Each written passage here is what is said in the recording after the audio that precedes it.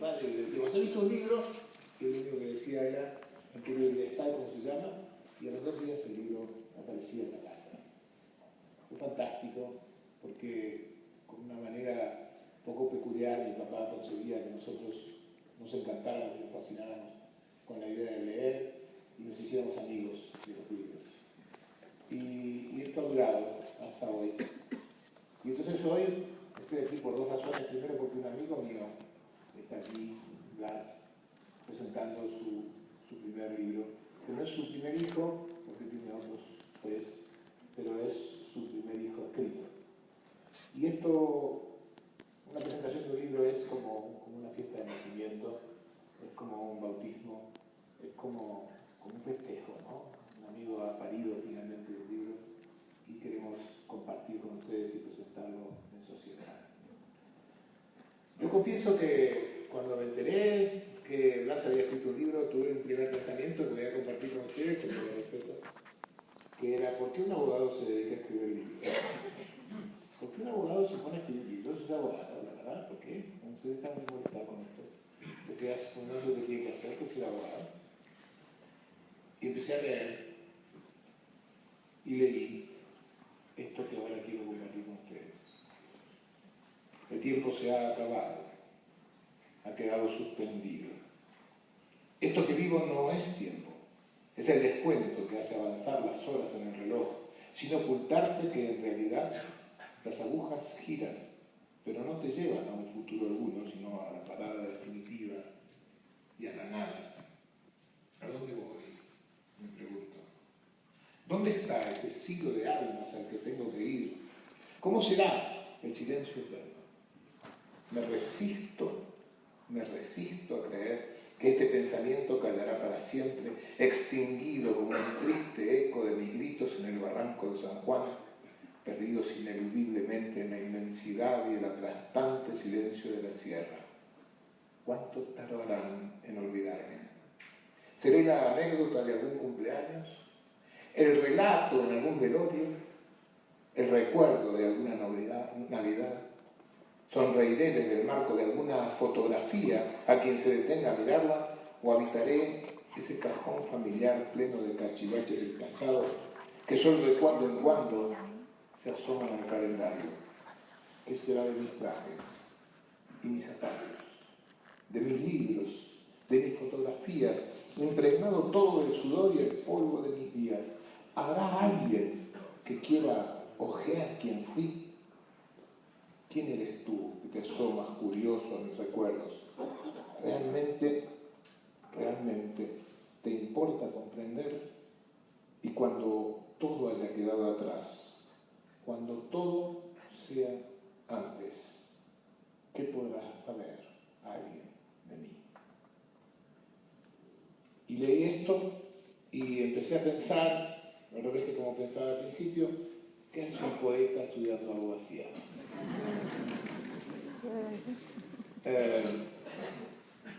Y la verdad que pensé que era un desperdicio que estudiaras abogacía, mi querido amigo, pero qué bueno que finalmente hayas llegado a este libro. Yo he leído la novela y la verdad es que me parece un lujo la Granada que describe Blas, la Andalucía que describe Blas. En una novela como esta, ambientada en Granada, se puede circular por las calles. Yo esta mañana con unos tíos míos, unos tíos de mi mujer, paseábamos por las calles de la novela y veíamos las casas donde vivían, veíamos las obras que se habían hecho en los años 40 y lo disfrutábamos al milímetro, porque es una novela extremadamente minuciosa. Lo es con Granada y lo es con algunos pueblos. Habla de Motril, habla de algunos pueblos de Jaén. La verdad es que para un granadino, y sobre todo para un granadino enamorado de su ciudad, va a ser una maravilla. Pero la novela no se conforma con ser una guía atípica de Granada. No busquen la referencia a Sacromonte, no busquen la referencia al Baicín, no busquen la referencia de la Rambla. Apenas aparece García Lorca en algún pasaje histórico de los años 40. La Granada que cuenta es la Granada, la que viven ustedes, la que habitan ustedes, la de sus calles. No ha necesitado recurrir a los tópicos de Granada, entre otras cosas porque esos grandes tópicos no necesitan novelas. Es la Granada cotidiana. Y lo hace como si tuviera 100 años. Piensen ustedes que la novela empieza en 1903 y termina en 2015.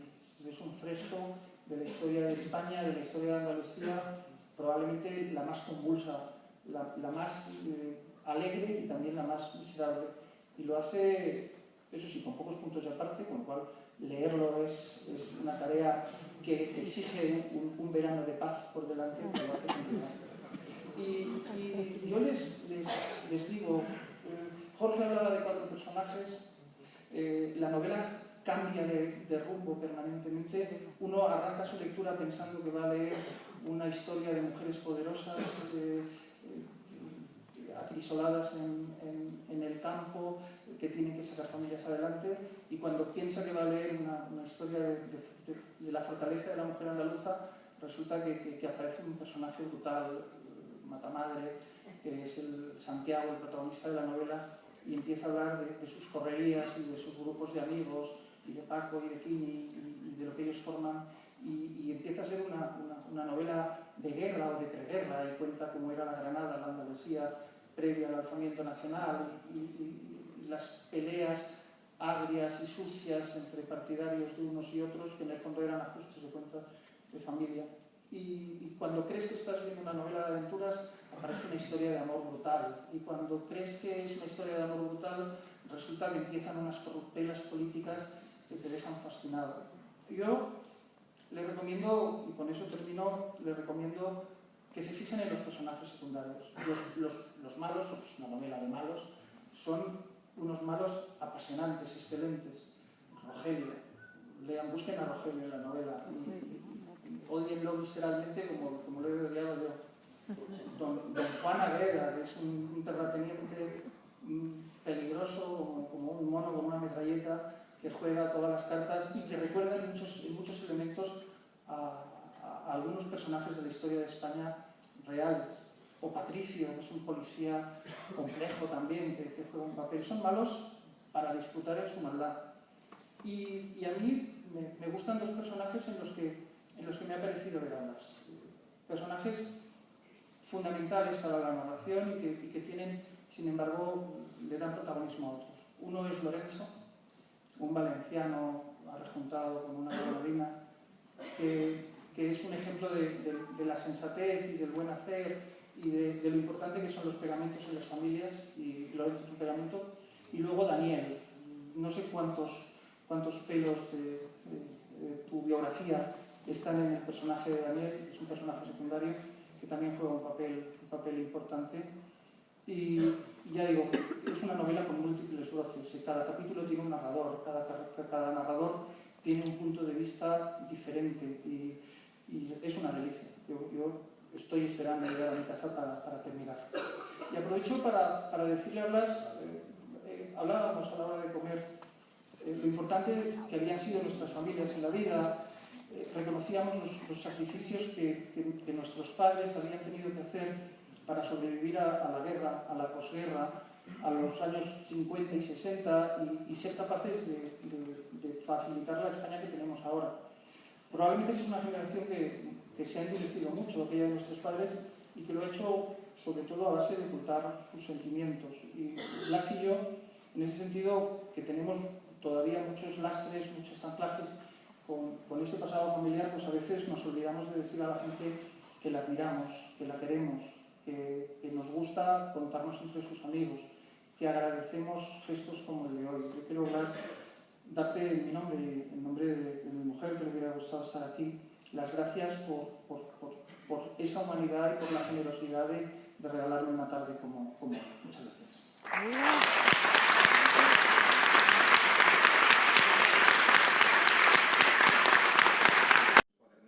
Y al cabo del tiempo, pasaron unos años, por lo tanto ya estoy a punto de hace unos 5 años, efectivamente pasó lo que tenía que pasar, y es que con la inspiración, con una musa, pues acabé por escribir la novela que siempre había querido escribir. Y ese es el resultado: Santiago, Lola, Quini y Carmeni.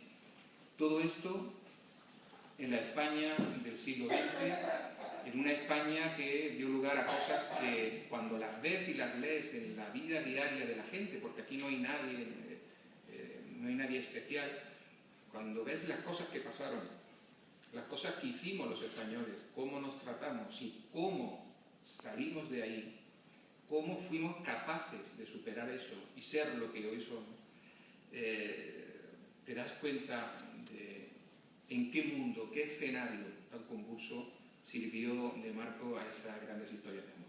Veréis el pueblo donde viene mi familia paterna, Carchelejo, veréis a Jaén, veréis a mi querido Jerez de la Frontera, veréis el Madrid de los años 70 con la transición, oiréis el mar, el Atlántico, el mar de Cádiz, donde veraneo, veréis las aguas esmeraldas de la Herradura o de Castelldefels, donde yo aprendí a nadar, oleréis, espero, sentiréis, iba a decir en el pelo, de vosotros, el viento de levante y por supuesto veréis evolucionar a algo que decía muy bien Jorge, el cuarto personaje o uno de los personajes centrales, que es Granada.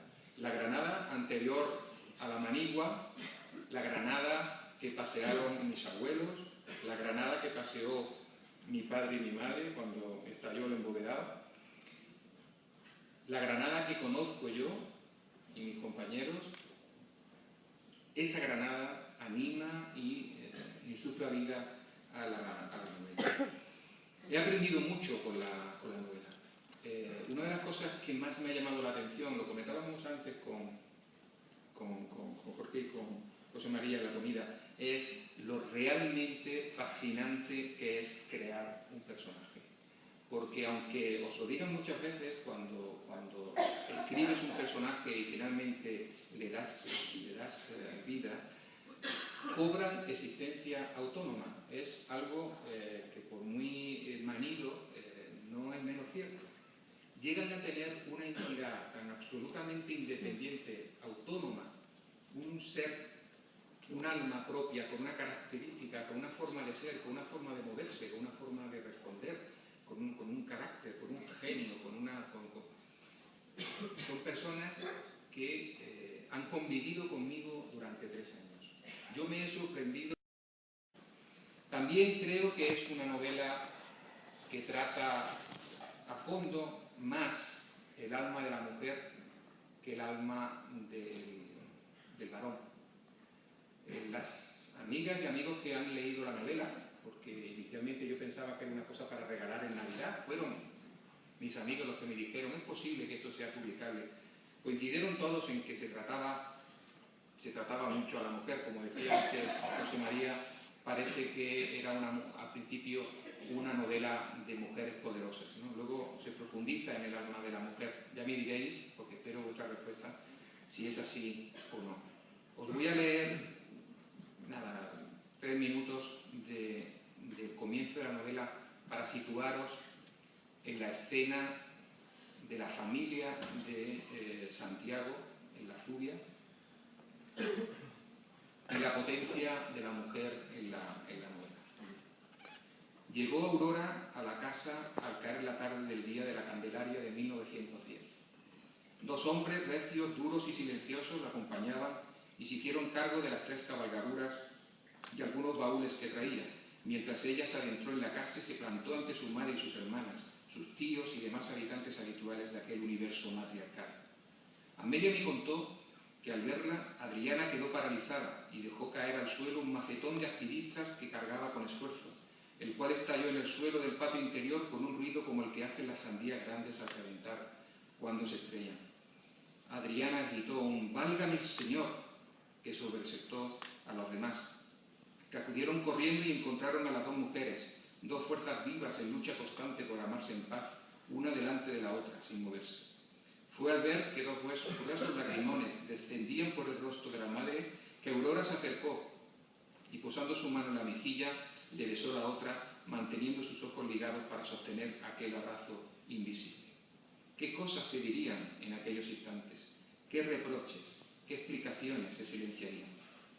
El hechizo se rompió ante los gritos de Claudina, una mujercita ya formada a sus 14 años, que corrió a abrazar a su hermana mayor, y el llanto pausado de Amelia, que con una mano en el pecho para calmar el corazón se acercó a su hermana pequeña y colocó su cabeza en el hombro que dejaba libre.